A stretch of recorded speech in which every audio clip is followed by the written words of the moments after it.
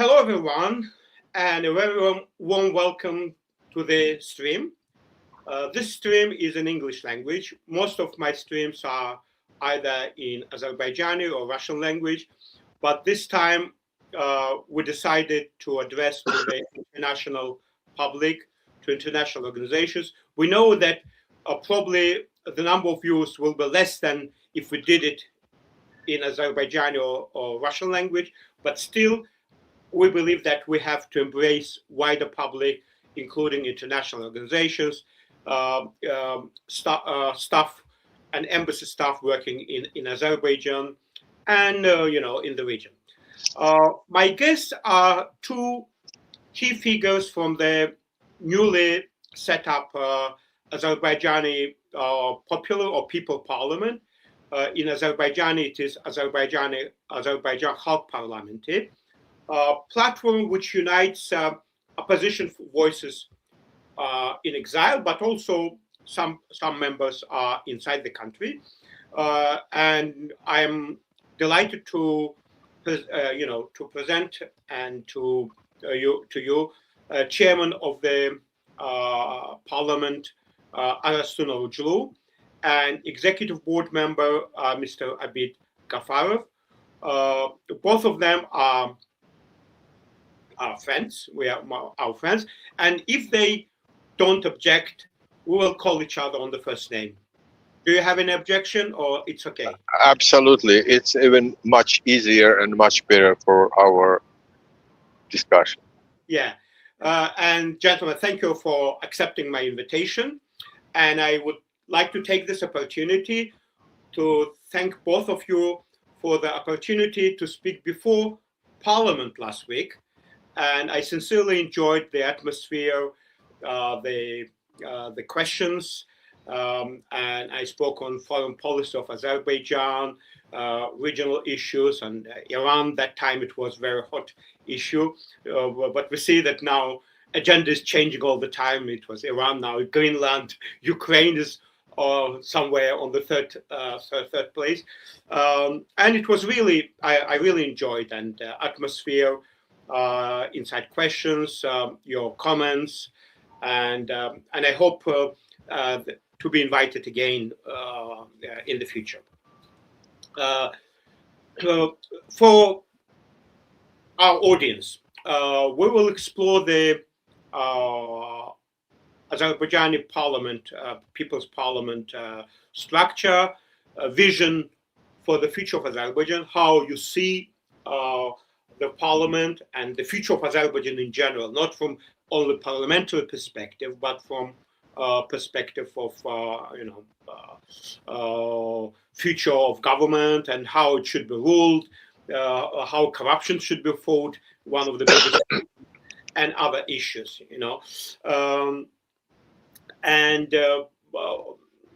please share your questions in the chat using Ask AzXP,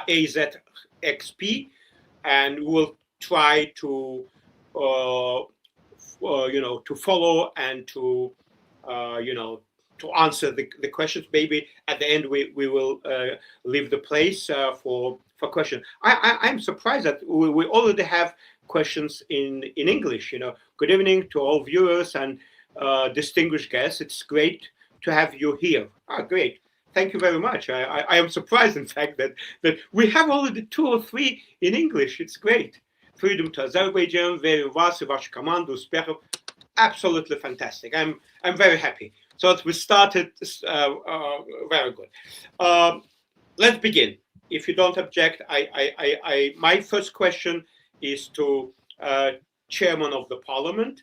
I know that it's rotating chairmanship, like 4 months or something like this. And now, I think that a few days before, chairmanship was passed to you, Arastun, yes? Absolutely. Yeah. And my question, Arastun, what was the decisive moment or primary motivation that made creating this parliament a necessity? What is the core mission? Why now, and why in general this decision came forward? And what was it a combined idea, or it was somebody proposed and you just followed this idea? So first of all, let me, Arif, thank you for having us today here, and it's a great opportunity for us. And I also my best greetings to people who watch us. I especially I'm especially greeting my colleague and friend. He was the first interim speaker of Azerbaijan's popular parliament, Abid. Uh, and I especially thank you by the name of Azerbaijan's popular parliament for coming our last parliamentary session and speaking on Azerbaijan's foreign policy. That was very important for us. And thanks again. Coming to your question, I would say that in creating the popular parliament, we pursued several goals. So, firstly, it was the idea of creating a legitimate political institution. You know, the political environment in Azerbaijan. The biggest problem of Azerbaijan is that we don't have a rule of law, because rule of law is a basic principle of any democracy. No democracy, no free market, no human rights, nothing which represent democratic development or democratic society work without rule of law. And the reason why we don't have a rule of law in Azerbaijan, the main reason is illegitimacy of power, and not only government. Somebody can oppose me, but I would say that even opposition institutions and the other civil society institutions, they are also illegitimate. Why? Not because of I'm blaming them. No, absolutely. That's not my motivation. That's not my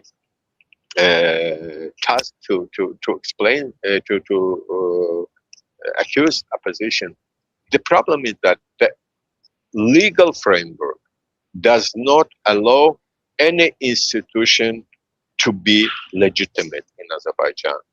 Just imagine law Azerbaijan implemented on political parties. So political parties have to represent for their so-called official registration 5,000 members, party members, signature. It's crazy. You cannot you cannot even imagine it in a so-called semi-democratic regimes. And in these circumstances, creating the People's Parliament, we pursued several goals. So firstly, it was the idea of creating a legitimate political institution. I will explain later how did we reach this goal. Secondly, it was an attempt to return our society to the culture of democratic elections. Finally, we wanted at least a part of our people to have their own representation. We also had other objectives, of course. For example, to show people that the country has the potential to create and govern. Govern maybe not in terms of governing the country, leading the country, but govern at least our parliament we have created. I think these goals have been largely achieved. During its activity, the parliament made important decisions concerning various problems affecting the daily life of Azerbaijani people. And we were able to invite people to vote online to elect their popular parliament. And that was the three-stage election, because the first elections was, it comes from the rules of how Azerbaijani Popular Parliament acts. So we have every 3 or 4 month elections until we reach a number of parliamentarians in our parliament. And let me also mention that we don't claim to replace any state institutions, and we don't have an executive leverages to do that. However, we have managed to show that an alternative always exists. And this is a very important message to our society, and not only to our society, but also Azerbaijani government, because its all effort are targeting to destroy any alternatives, even possible alternatives. And now we have an alternative. You said just newly created parliament. It's actually not new. It's 1-year-old parliament now. And I think that's also such an example that even being out of polling stations, you can create parliament thanks to modern technologies, online. And Azerbaijani parliament works online, but it doesn't matter because we definitely observe political situation in Azerbaijan, and you know that I'm a political expert, always deeply involved in this expertise, and we see that the problems we are discussing in popular parliament definitely disturb the Azerbaijani government. They never mention us by name, and it's not strange because they like, ignoring us. Yeah, but you cannot ignore a reality. You can just put yourself out of reality. And Azerbaijan's popular parliament is a reality, is a political reality, and it's, I think, a good example for countries, for societies not able to have their legitimate institutions, political institutions in their countries. Let me stop here and give a floor to my colleague. Yeah, thank you very much, Arastun.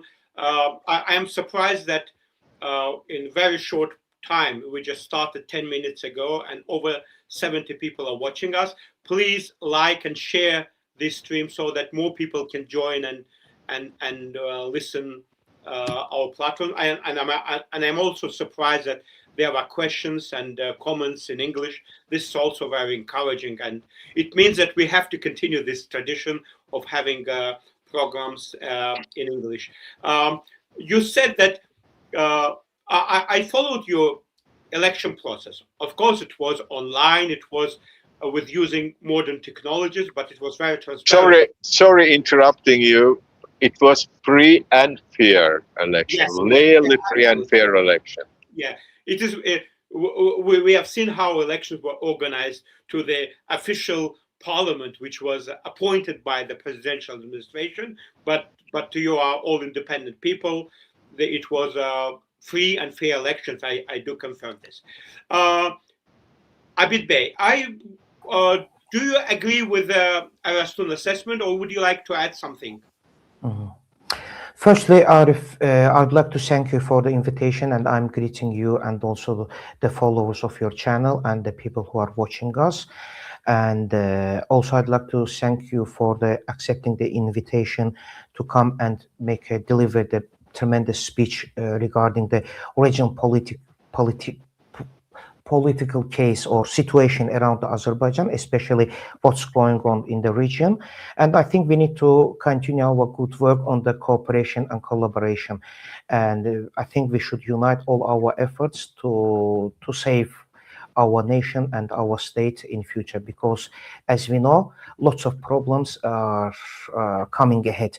But I totally agree with what Mr. Chairman said. On top of it, I'd like just to remind that in constitution of almost every country, there is a statement that the people or population or people is the source of sovereignty for each state. And in Azerbaijan constitution, it's clearly stated in first article that people of Azerbaijan is the source of government in Azerbaijan. But when there is no any electional institution or elections are being falsified, there is no any link between people and government. So when we just check the history, I will give the example from the last 5 years.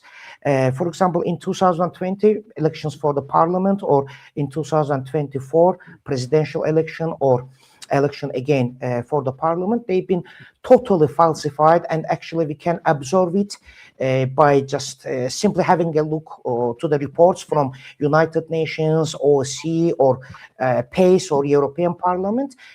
So as we know, Arif, if there is no any link between people and government, so there is no any accountability in terms of, so there is no any way to check and to see or assess and to see if the government actually representing the will of people. So we see this as a big issue, and I think that this is very dangerous because exactly the government, the elections are the ties keeping very tight. The people and the state. So if it is lost, so this can lead to the difficult time for our people and for our country. So that's why I think that the several people, actually some of them being politicians or journalists or writers, or the PhDs, scientifics, etc. So we gathered together and founded the Azerbaijan Popular Parliament in 2024, 18th of October, and Mr. Chairman already mentioned, and online elections. I think providing the chance or creating the opportunity for the people to take part in the free democratic elections, even though it is online. But still, because as long as the electional institution is killed or destroyed, it would be very hard to reincarnate it, to revive it. So I think that it was the timely initiative by the people, especially by the leading people in terms of politician or civil society, and founding this parliament based on the election, which really makes it legitimate. Why? Because there is no any part of the government totally currently in Azerbaijan is legitimate, neither presidential institution, because all the presidential elections been falsified so far, neither the judicial government, which is the parliament of Azerbaijan. Again, we can witness that totally been falsified. None of the judicial government, all the courts, etc., because we can see that lots of arbitrary detentions for the journalists or political activists, etc. So I think that this is unique chance for Azerbaijan people, and also unique chance for other people who are mourning under the repression of the tyrannic regimes, let it be Russian, let it be Iranian, let it be other countries and nations. And we're really looking forward, and of course, surely we will discuss it, to take this conception of the Azerbaijan Popular Parliament to the European maybe spotlight, or even international spotlight. I would pause here and leave it to carry on. Thank you very much. I am really surprised. Yesterday I made the program in Russian. Of course, in Azerbaijan, more people can follow in Russian. And the viewers number was lesser than in English today.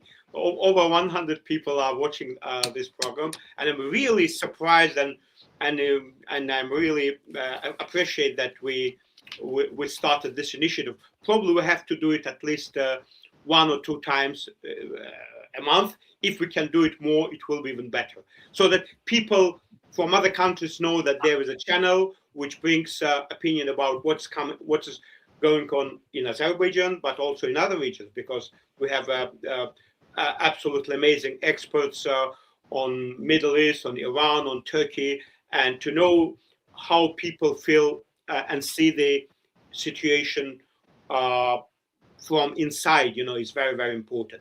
My next question is Abid Bey, to you. Arastun Bey said that government tries to ignore how the people's parliament. They try not to say it. But from the other side, we see that regime is very much worried. And why the regime is so worried, so uneasy about the work of the parliament?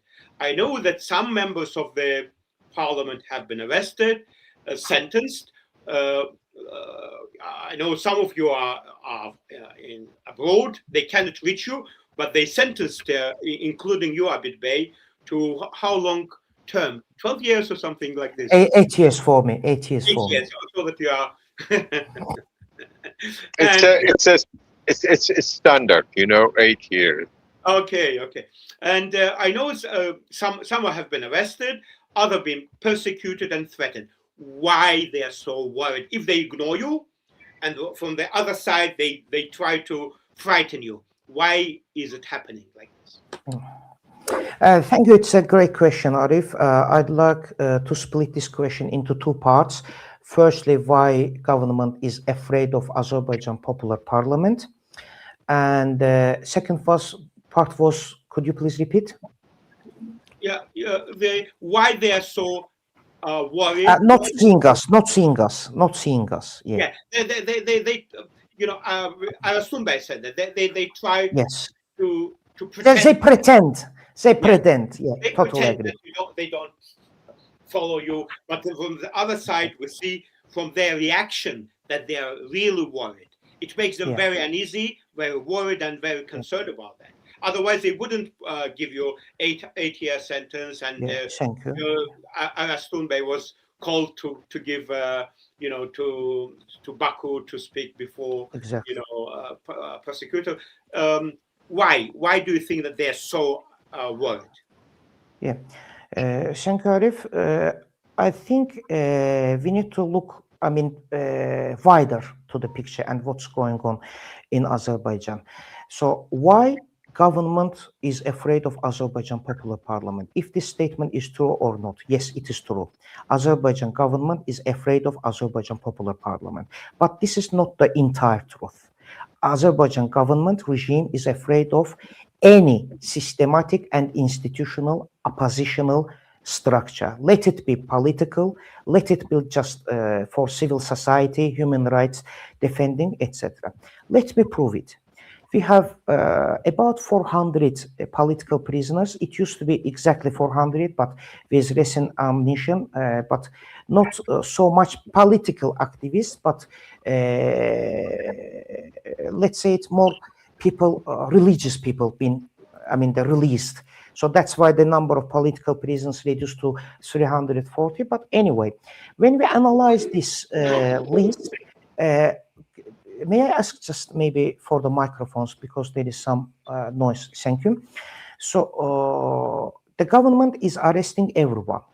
As we can see, more about 30 journalists being arrested, let it be Abzas Media or Toplum TV, Meydan TV, Hürriyet TV, and other freelancer journalists being arrested, or let it be religious people. This is the biggest group within the political prisoners, or let it be, or for example, leader or chairman of the Azerbaijan Popular Front Party, Ali Karimli, or the functionaries of the parties, Mehmet Ibrahim, etc., being arrested, or let it be the members of the National Council of Democratic Forces of Azerbaijan, Tawfik Yagublu, being arrested and more than 2 years behind the bars, or Gültekin Hacıbeyli being detained in Turkey, and there is a process going on in order to deport her to the Azerbaijan, etc. So it is not within Azerbaijan, it goes beyond the borders of Azerbaijan. Another example, journalist Afgan Sadıglı being arrested in Georgia, by order of Azerbaijani officials, etc. So Azerbaijan government is afraid of every voice who can, say the truth, tell the truth to people, or who can make the awakening call to the people, and especially organizations who, they functions systematically and institutionally. Now we move to the Azerbaijan Popular Parliament.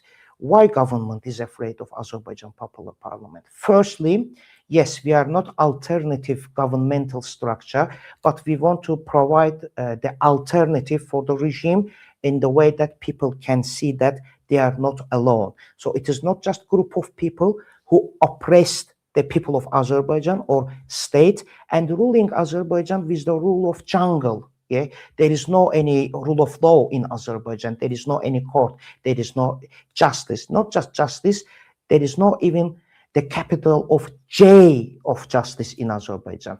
So I think that Popular Parliament foundation of this institute will give and gave the light of hope for Azerbaijani people, and the government is afraid of it. And secondly, as we see from 2024, Naryshkin, the head of Russian special I can't recall the name of the office. Naryshkin, when he was visited Baku. Foreign intelligence. He's a foreign intelligence service director. Intelligence, yes, thank you. When he visited Baku in 2024 October, I think 3rd or 4th, he said that Azerbaijan and Russia government should join their efforts in order to fight against the opposition out of system, yeah, if you like, yeah. So, and this speech happened actually just during the time when oppositional figure in the France, Vidal Iskanderli, was stabbed and killed brutally. Anyway, apart from starting from this speech, we see that there is a démarche by the regime against the civil society, and it actually indicates that government actually afraid of Popular Parliament and all the opposition. Why they are doing it? I think Ilham Aliyev and the regime trying to create a safe field, political field, in order in future safely to transfer the rule or power to member of his family, another member of his family, or particularly to his son. And particularly about Popular Parliament of Azerbaijan, yes, we have 4 members under arrest at the moment. Initially, Pünhan Karimli, Elvin Isaev, and Samir Saniev being arrested. And recently, last year in 2025, 9th of December, second chairman of Azerbaijan Popular Parliament, lawyer Namizad Qafarov, with age of more than 70 years, being arrested and behind the bars at the moment. And apart from that, 2 members of the presidium or the board and actually the chairman of the Azerbaijan Popular Parliament for the Mr. Oruclu, same we have the same sentence, same the criminal case going on, and we think that maybe in a couple of days or next week we will have similar sentence for the Mr. Oruclu. And for myself, 8 years, it's already been announced, and another member of the parliament, Gurban Mehmedli, who is the head of Azer Freedom TV YouTube channel, there is also the sentence against him for 14 years. So this again shows that the highest so far. And it is not just us, but this actually indicates that Azerbaijani regime definitely is afraid of any systematic and institutional opposition, and especially Azerbaijan Popular Parliament. Why? Because this is the only us who bear legitimate political power in hand at the moment. Yes, we are not part of the government. I would say that the Azerbaijan Popular Parliament is not the government, alternative government in exile. No, we are, I would say that we are parliament of conscience in exile. Thank you very much, Arif. Thank you very much, Abid. I would like to ask Arastun Bey, do you agree with the assessment given by Abid, and or you want to add something? No, absolutely. But I absolutely agree with Abid, and I would just to add that even creating a people's parliament was quite challenging task for us, and both for technical and political reasons, because technically we had to explain people. That was first time in the history of Azerbaijan, and maybe many countries. We know that some countries have such a mix electoral process. You know, some people vote online, some go to polling stations, especially in the United States. I know that they are practicing it, and it's a future of election process. I think it's a future of electoral culture.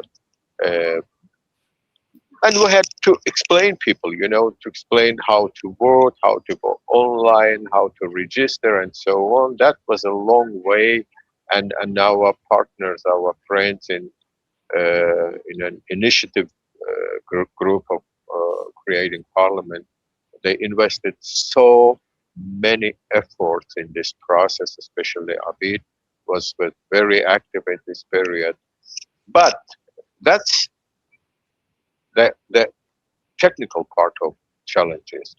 But we had also political, because we had to convince people that it's very important to have a legitimate, politically legitimate institution when Azerbaijan's government is trying to do everything to wipe out all political institutions.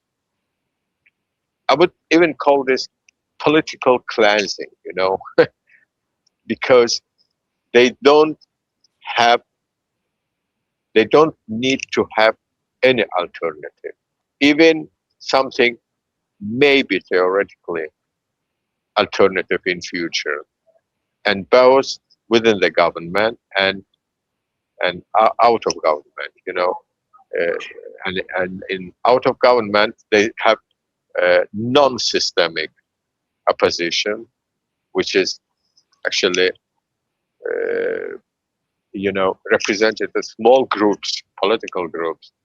It's difficult to call them parties, but at the same time they have systemic parties, puppet opposition parties, or so-called opposition parties. Most of them usually one-man show. You know this. It's a reality of Azerbaijan, unfortunately.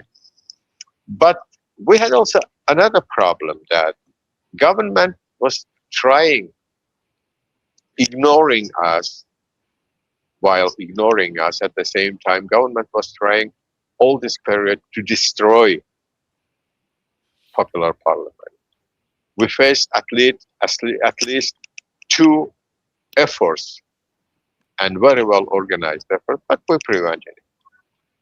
We defeated it. And definitely it makes Azerbaijani government concerned. Not because of popular parliament is able to do something considerable in Azerbaijan, but because of it gives a bad example. So nobody knows, in some, let's say, urgent situations, as French say, force majeure situation, the other people can create some political institution in Azerbaijan, and we are greeting all kind of efforts. We are ready to support all kind of efforts, despite, unfortunately, I have also to mention it as well, many opposition was, or people, or groups pretending to be opposition, even leading opposition groups, they were even more investing more efforts to ignore us, to wipe us out, than the government. That's a specific of Azerbaijani political culture, and we have to over this period, you know, to finish it. So, you know, these traditional accusations in cooperation with the authorities, we have heard it many times, but thanks in this respect to Azerbaijani authorities, they saved us from kind of accusations when, as Abid mentioned, the great majority of parliament's leadership is under persecution. So now it would be difficult to blame us or to accuse us in cooperation with the authorities. But at the same time, it definitely creates a little bit difficult environment, difficult preconditions for us, because you said some people members of parliament in Azerbaijan. But I have to correct this a little bit. We have parliament members majorly in Azerbaijan. And we always take into account that these people, they are under risk anytime. You know, they can be threatened, they can be even jailed or punished or whatever government can do. And in this respect, government fantasy is quite large. You know, for instance, in such a political realities of Azerbaijan, what we see, as Abid mentioned, not only journalists or politicians or activists, civil activists, even religious people by hundreds or maybe by thousands, because of their families stay silent, they threaten, they cannot talk about this. We don't know a real number of religious people falsely accused in cooperation with Iranian intelligence services, you know. And what kind of technology do they use in this process?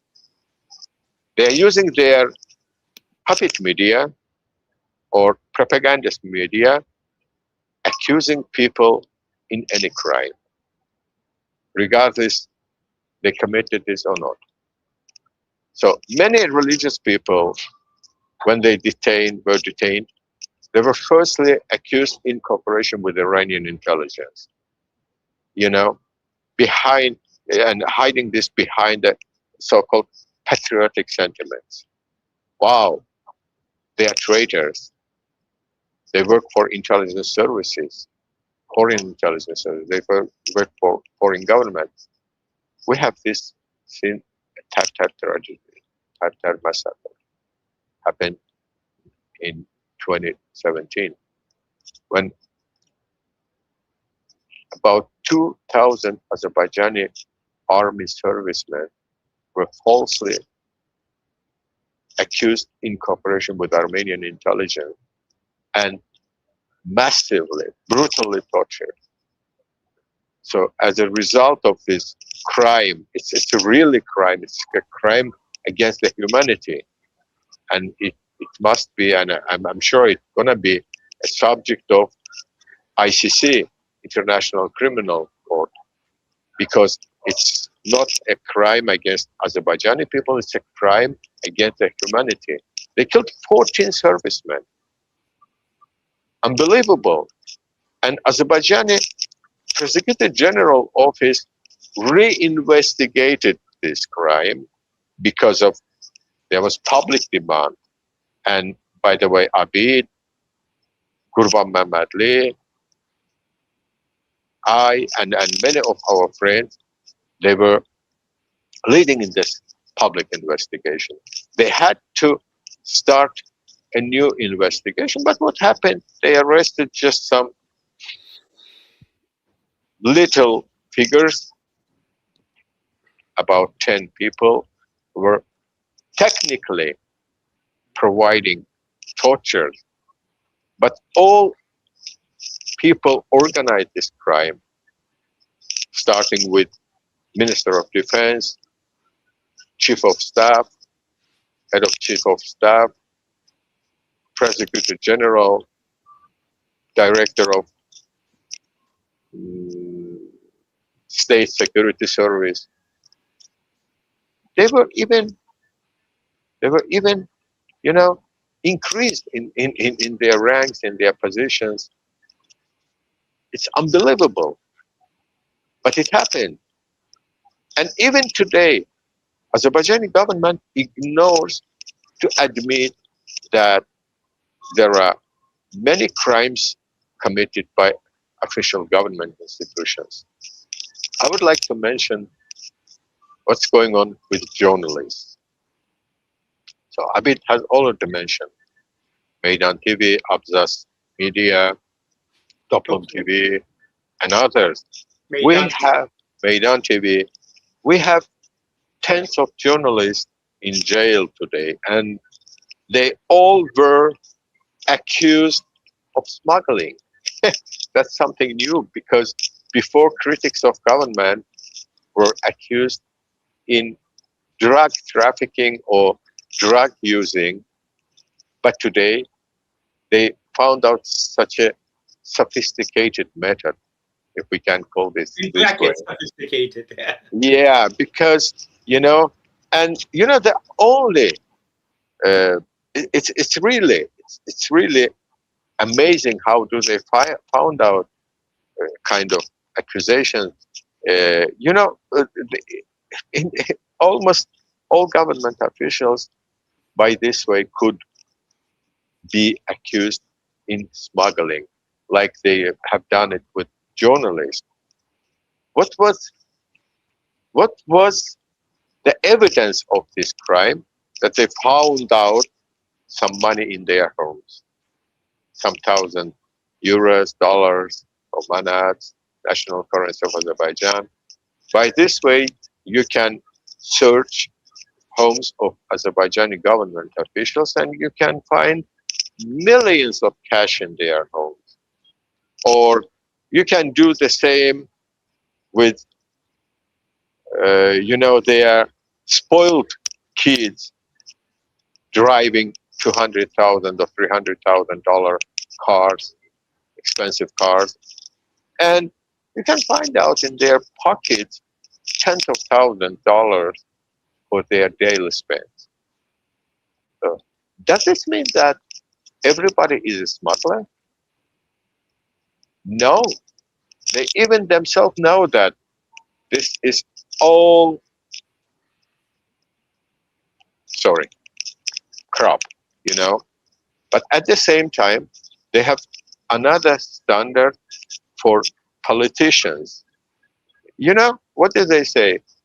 Politicians have different accusations, and especially for those, they have accusations for those whom they can achieve physically. I mean, people abroad, like Kurban, Ahmadli, like Abid, Qafarov, Arastun, Seven Josman Gazir, and others. What did they say? That was a so-called calls to overthrow the legitimate government. It's hilarious. This is really hilarious because, first of all, nobody made such a call. The second is even more hilarious. There is no legitimate government in Azerbaijan. And it was approved many times, almost after any election, by international community, international observers. So whom did we call to overthrow? Which government? Even if we did it. But, as I mentioned before, Azerbaijan absolutely out of any legal framework. That's why they do everything they want. That's it. Thank you, Arastun, very much. Please, we are on the air for over 40 minutes, and we still have lots of questions. So that try to keep your answers shorter, either or we will have to, to go, to continue for a longer time. I don't know whether you have time to go over 1 hour, but I know that we still have the questions.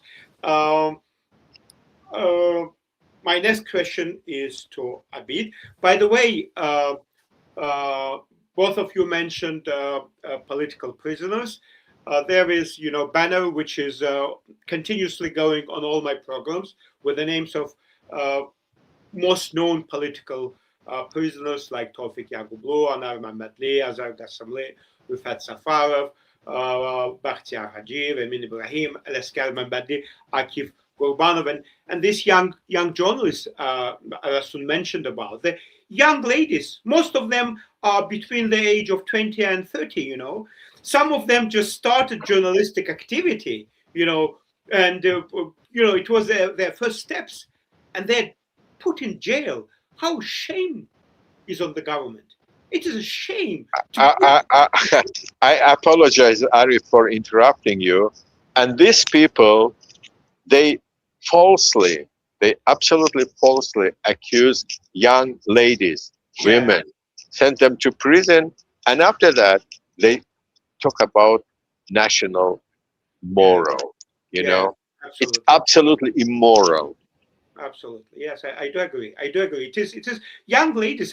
When I think that about these young ladies, and they are beautiful ladies. They have to marry, to build the family. They have to enjoy life, and I can see how their parents can feel, how they're these young ladies who never been in prison, who never committed any crime, to keep them in their prisons.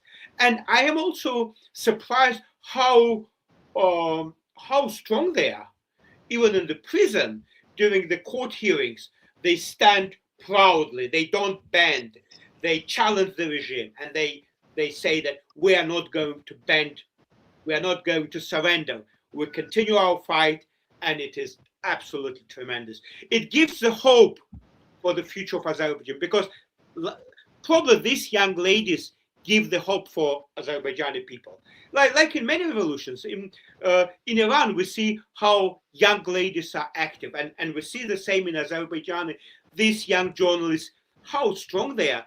They are, and we see some, government officials being arrested. They tremble, they're afraid. But these young ladies, they proudly stand and challenge. They mock the regime, and this is very strong. Over 170 people are watching. Please like and share this program. It is very important for us. This is a testing program. We want to see how much audience we can attract. But I appreciate every single person who watches us. Some people, I would tell, because I see the comments, say that unfortunately I don't speak English, but it's such a pleasure to watch you. Because we know your position. It is such a pleasure to see you all together, and we know that you are fighting for the future of Azerbaijan. This is very important. So there are also many comments probably also follow in English, but people who don't speak English, they also watch us, and they say that how we are proud to see you speaking in different languages, delivering the message. Because the regime tries to shut down all the opportunity for independent voices to address foreign audience. My next question, Arastun, is for you. This isn't the first attempt to unite opposition, and there were initiatives. There are some, movements set up in different countries, in France, in Germany. There are some other groups. What makes Azerbaijan People's Parliament fundamentally different from past initiatives? You partially answered this question, but just shortly, if you want to add something, it would be excellent. So, first of all, Azerbaijani Parliament is a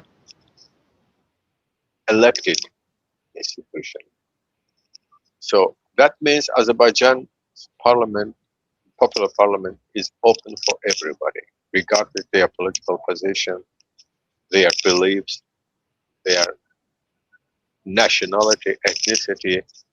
No, nationality is wrong, because they have to be Azerbaijani citizen. But at the same time, we know that some people, they were put out of Azerbaijani citizenship by the government.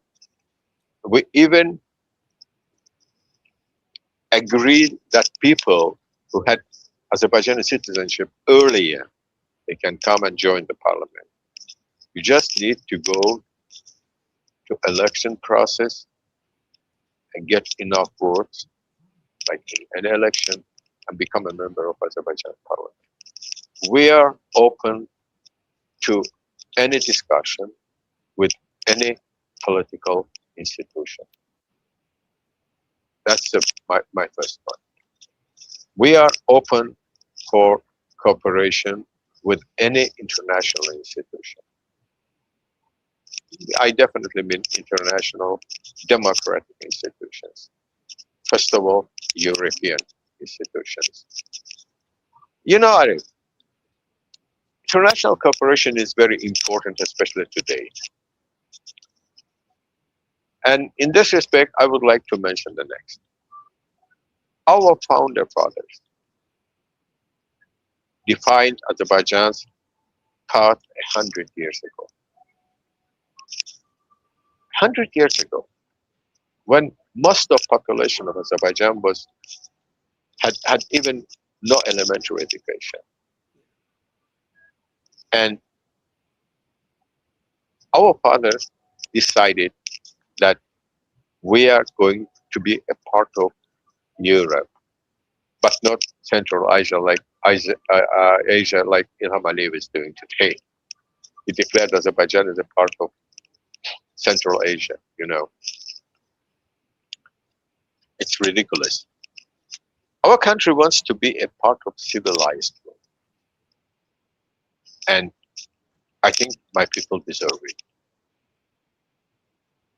Because when we conducted elections for popular parliament, we saw that how many people they really wanted to participate in this election, and they did it. That means even in that circumstances, in terms of election, a total falsification, total fraud in Azerbaijan, people still understand that election process is one of the most important steps we have to do. Our country wants to be a part of Europe. Therefore, we urgently need integration into a democratic world via cooperation with its democratic institutions. This And is if we do, this is my next question. yeah, in this respect, so first of all, we have to unify our efforts. We have to represent our people unitedly, you know. Otherwise, 5 or 10 institutions, political institutions from Azerbaijan will knock the door of international institutions. They will say, hey guys, if you pursue the same goal, why you are not together? And that's a very principal question. Unfortunately, Azerbaijani opposition is deeply separated. Like Russian opposition, you know, the same with Russians in Europe, in civilized world. We have to bring everybody together. We have to explain our partners, potential partners, our compatriots, that the only united, unified effort can bring benefits. Benefits for our people, and it means for everybody. In this term, I think we have to cooperate, regardless what kind of different positions do we have on different issues. We have to unify our effort. Otherwise, there will be no win situation. Absolutely, we all will stay losers. That's my position. Thank you, Arastun. If you don't object, I will read some of the absolutely amazing comments. I see Nigar Ogedai writes, I think such TV broadcasts should be done much more often. I also agree. Black Hawks writes, and many journalists, yes, we said about that. CMD writes, they're talking about your dictator Ilham Aliyev, listen carefully. Yeah. Black Hawk writes, no other country in the world has so many female journalists in prison. Absolutely, I am very surprised and really thankful for all those who comment in different languages in Azerbaijani and in other. Atahan Beypish writes, I am greeting my friends. Atahan is member of parliament also. I'm sure that we all want to welcome him. And I go to the next question. If may I add something? So first of all, I'm really not surprised. So first of all, I thank all of viewers for their comments, and I have never been hopeless about my people. You know, once I tweeted, the only country where Azerbaijanis cannot succeed is Azerbaijan. Absolutely. And I think because of we have so many people of younger generation everywhere, very well educated, having good job, succeeding in their business, they are studying. We have so many PhD degree young people everywhere. This is my people. They are my people. And I'm not hopeless about my people. I really believe that Azerbaijanis will finally change their country to the better. And it's going to happen very soon. Yeah. Thank you, Arastun Bey. Abid Bey, the next question is to you. Partly, Arastun Bey talked about that. What is your key message to international bodies like the Council of Europe, European Union? Are you seeking formal recognition or different kind of relationship? And probably I will combine this question with the next question. Do you have concrete plans to move from online to physical presence through conferences in European capitals or hearings in parliamentary institutions?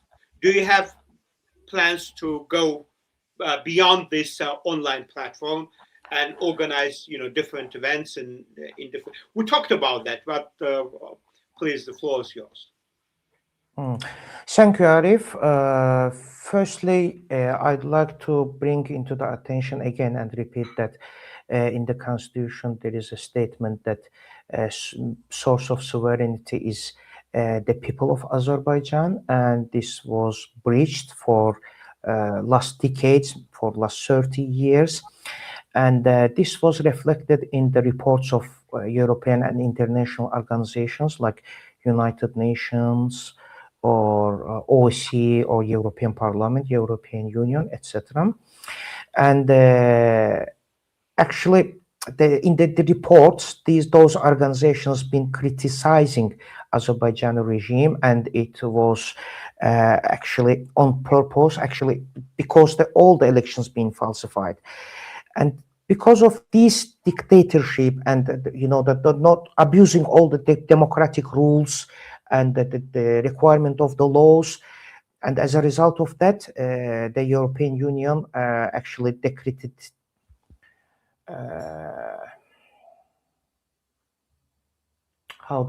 voided accreditation of the Azerbaijani members of the parliament in the past.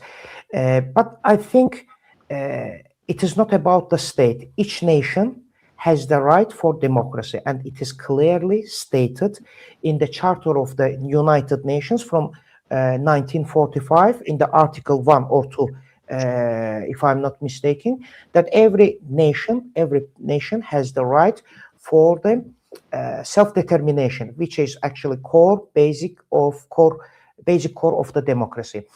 And if the European Union thinks that Azerbaijani regime is not following that or not fulfilling the requirements of the democratic approach or in the government or rule of law, then it doesn't mean that by eliminating the state from European Union, they can they can take the right away from the Azerbaijani people for the democracy. Why? If the European Union or European organizations, they don't want to talk to the state, they don't want to talk to the regime, they should talk to the society instead, because this is the people who owns the country, who owns the state. So such kind of regimes and governments are temporary. They are not forever. They are not constant. It is opposite side. Yeah, these governments are changing, but the state and the people are remaining the same.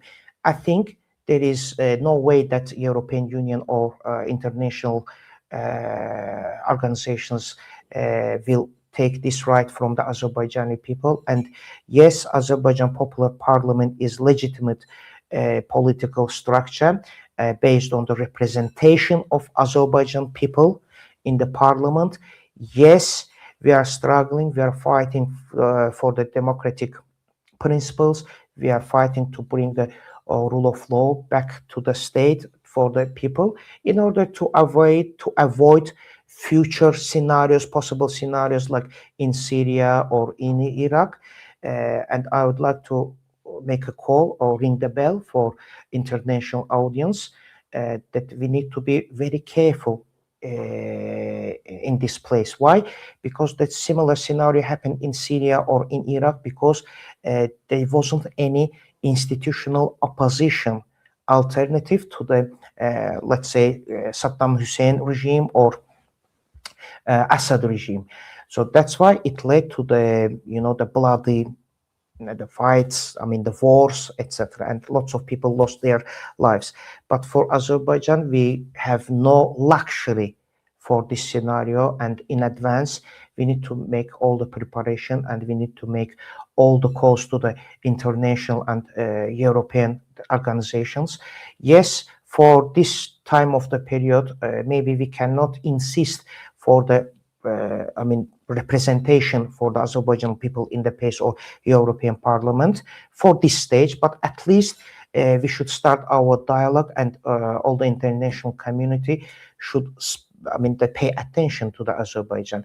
Yes, we know that the international priority now is around the maybe Ukrainian war, which is very critical for the international community, or the situation around the Iran, or situation around the Donald Trump with his very interesting and unpredictable maybe declarations. But Azerbaijan shouldn't get out of the list, and especially considering the location, geographical location, and the complexity of regional politics.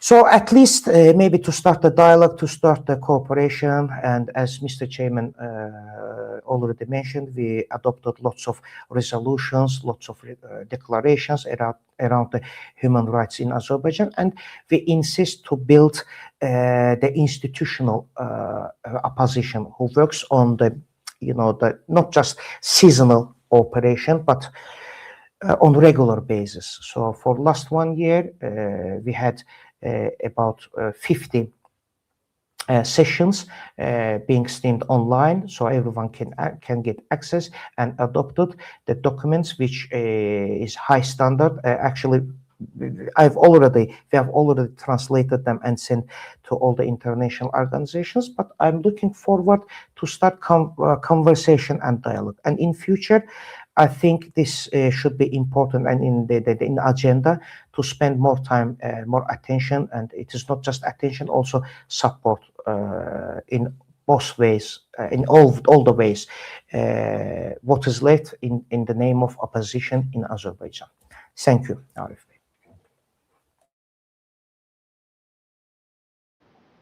Please, the microphone, Arif. Yeah, thank you, Abid, very much. If you don't object, I will read just one comment in Azerbaijani language. But this is very, it shows nicety of our people, Qadir İsmailov writes, "Ben İngilizce demek olarak anlamıyorum ama bakmaktan sadece zevk alıyorum. Teşekkür her birinize." He says, "I don't understand English, but I just enjoy watching you."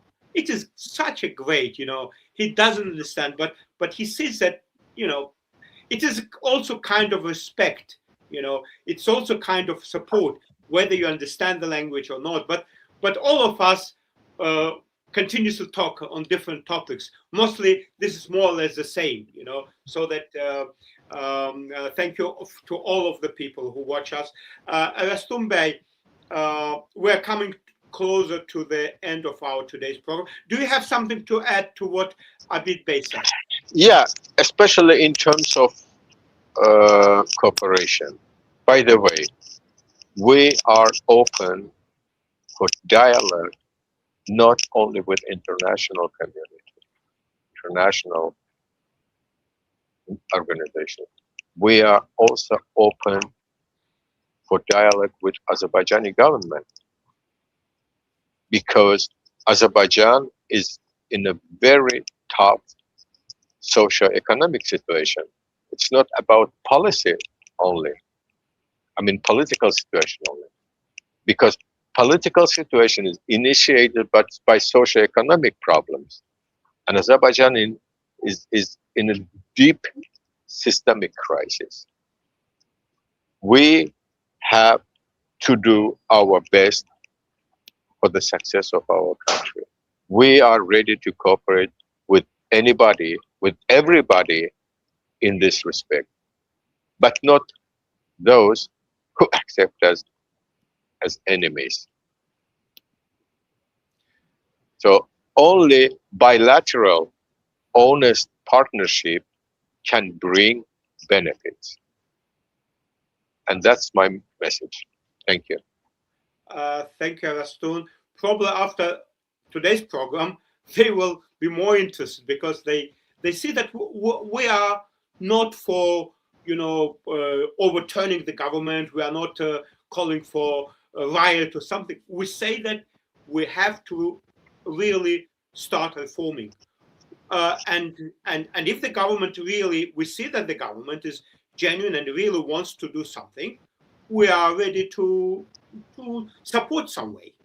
And I'm sure that there will be the time when the government will itself be interested in having some kind of the platform. When dictatorship starts, you know, shaking, they go and try to find the ways to speak with the people, with those who are popular in the society, people who can really avoid, make sure that situation will not go out of control. And any government, if they have little brain, they should understand that what is the most important in terms of crisis, in times of crisis, people who really have support of their population, their voices will be more important than official structures. People like Abid, Arastun, with one speech, with one call, can make more than they who are now in power, and they think that they are all powerful. But one day they will understand that no, real power, as Abid says, is with the people. A real power with the people who stand with people, who support the people. And I do agree and I support. Thank you very much. We have a little bit go beyond our time. A common critique in Azerbaijan, this question is to both of you. A common critique in Azerbaijan is that their position is fragmented. But it's not only in Azerbaijan. We see how fragmented a position is in Georgia, a position in Russia, in many countries, so that we don't have any country where a position is united. Of course, it can be during elections. They can, you know, manage some kind of cooperation, but it's not unique example. It is fragmented, but also we see that a position is almost destroyed. We don't see, you know, active opposition now. They are all in prison, arrested. Not only opposition, but those who have voice in the society, intellectuals.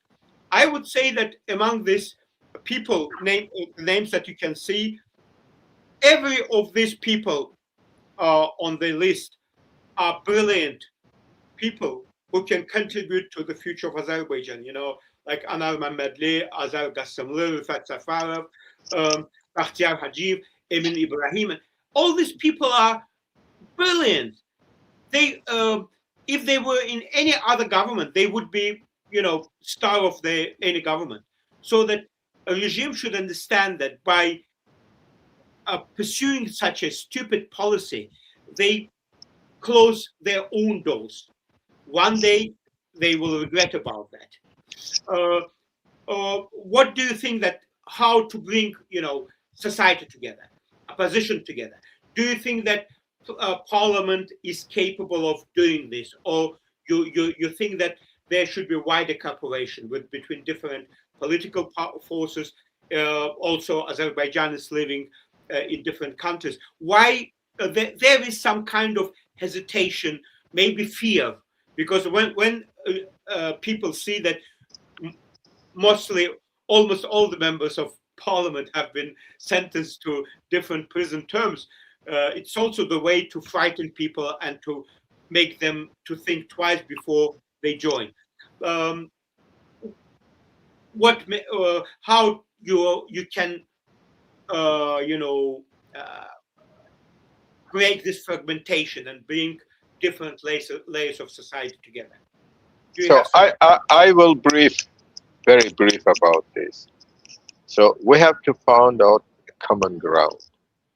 A common ground for everybody can be to prevent Azerbaijan from upcoming disaster. Excuse me, Arastun Bey. Your microphone rubs against your collar and makes sporadic noise. Yes, thank you. So my opinion is that we have to look for a common ground. And a common ground can be to prevent, and must be, to prevent Azerbaijan from upcoming disaster. Azerbaijan is really in a danger, and we have to unify our efforts to avoid dangerous scenarios like what happened in Syria, Abid already mentioned, Iran, and some other countries. And this common ground could be such a unifying platform, but not to try to deplatform each other. So first of all, everybody has to stop it, It's a destroying activity. It's dangerous activity, when people or groups all the time try to deplatform each other. So first of all, we have to stop it, and then to find out the common ground. And common ground is quite clear for us. That's my last message. Thank you, Ari. Yeah, Abid, do you have something to add? Yeah, microphone. I just. Yeah. Yeah. Do you have something to add? I think, yes. I think this is very important message from our chairman. I think that yes, for upcoming what is possible, like the tragedy for Azerbaijan, we need to avoid, and we need to unify all of our efforts. And I think that it should be very interesting for the opposition, and especially the fragmented it's not just Azerbaijan, especially after COVID-19. We know that there was some change to the social laws or rules, and people actually started to fragmentize from each other. So it is normal, but I think that the unique chance which Azerbaijan Popular Parliament provides for each politician is being elected. Opportunity is being elected by people. Aliyev will never let you feel this achievement. So there is an opportunity, so they should be interested. And apart from that, I think that for upcoming activities regarding the international, because at the moment domestic activities in terms of politics, it's almost impossible. Everyone is arrested. It's not just politicians, all the journals and all active opposition voices are being silenced. So now it is part for us who are living in exile. Especially to focus all our efforts in order to get the representation of Azerbaijani people worldwide in European institutions and organizations and international. I think this is very important, and if we get any achievement in this direction, so everyone will be interested to be part of such a future promising project or movement. Thank you very much. My last question to both of you. We started 2026. I will tell about myself. Every year I say that next year will be the year when Azerbaijani people will see the change. But we see also that probably this year will be different from all previous years, and everybody acknowledges this. The world is changing so rapidly.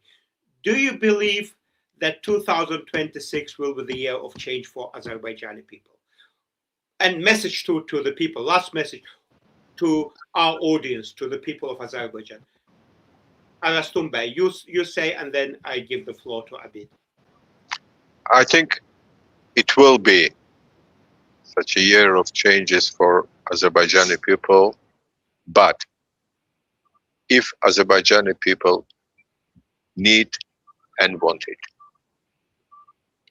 Otherwise, there will be no spontaneous change. Thank you. Abid, do you want to add something? Yes, I think that this is one of the most problematic place for last decades. Actually, artificially, people of Azerbaijan being moved from the viewer role rather than participant role in all the political, processes. And one of the very important mission which stays in ahead of us, we should fix it. To move the people from the viewer position to the participant position. So if the people will move to the field in the field of the politics, lots of things will change. It is not people to be afraid of the governments. It's vice versa. It is governments to be afraid of their people. Thank you. Thank you for both of you. I really enjoyed today's program, and I'm very surprised that so many people commented, so many people expressed their opinion in Azerbaijani, in Russian, in English, and I see that now there is a need. Very sincerely speaking, I was thinking that maybe 4 or 5 people will watch, but we had on the top of over 200 people watching our program. So, and many people say that it is a great initiative. Please continue these programs. Thank you, both of you, and I would like to thank all the people who joined our program, but particular thanks goes to those who liked and shared. Please join our stream and our channel, and you will see more interesting programs in English, Azerbaijani, Russian, and different languages. Thank you, and see you next time. Bye. Thank you, Arif. I'd like to thank you for your invitation and the people who watched us for their time and support. Thank you, and thank you for Arastun Bey. And I thank everybody, and especially thank you, Arif, for having us today. I think that was at least a good beginning. Yeah. And we should continue.